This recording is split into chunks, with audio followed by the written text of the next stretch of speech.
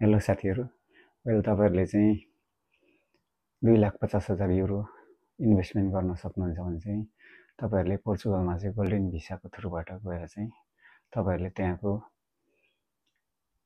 PR चाहिँ 3 to 6 मन्थ्सभित्रमा तपाईँहरूले प्राप्त गर्न सक्नुहुनेछ। अहिले तपाईँहरूले पोर्चुगलको पिआर यसरी प्राप्त गर्नको लागि चाहिँ कुनै ल्याङ्ग्वेज टेस्ट दिनुपर्ने पनि होइन रहेछ। त्यस्तै गरेर तपाईँहरूको पोर्चुगलमा आफ्नै फिजिकल हाउस नभए पनि हुने रहेछ।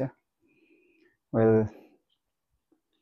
पोर्चुगलमा चाहिँ यसरी गोल्डन भिसाको इनिसिएसन चाहिँ सुरुवात चाहिँ 2012बाट चाहिँ सुरु भएको रहेछ। वेल पहिले चाहिँ तपाईँहरूको भिसा एप्लिकेसन गरेको डेटदेखि चाहिँ तपाईँहरूको यो पिआर पाउनेको डेट काउन्ट हुँदैछ भने अहिले चाहिँ तपाईँहरूले जुन दिन भिसा पाउनुहुन्छ त्यो दिनदेखि मात्रै तपाईँहरूको डेट चाहिँ काउन्ट हुँदो रहेछ पिआर पाउनेको। वेल पहिले चाहिँ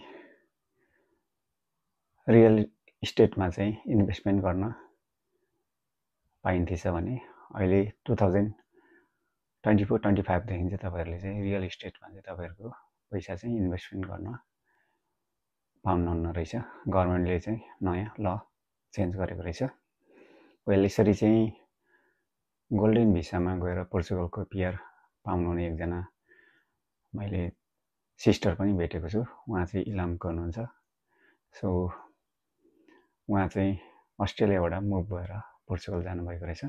वेल पोर्चुगल चाहिँ एकदमै युरोपको एउटा बस्न लायकको ठाउँ हो, एकदमै टुरिस्टिक कन्ट्री हो, एकदमै राम्रो देश हो। वेदर वाइज क्लाइमेट वाइज एकदमै राम्रो छ।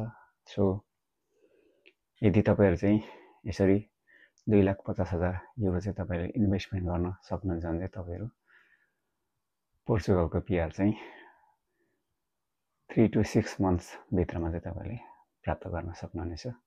सो तपाईँहरूलाई यही इन्फर्मेसन दिनु थियो। Thank you so much.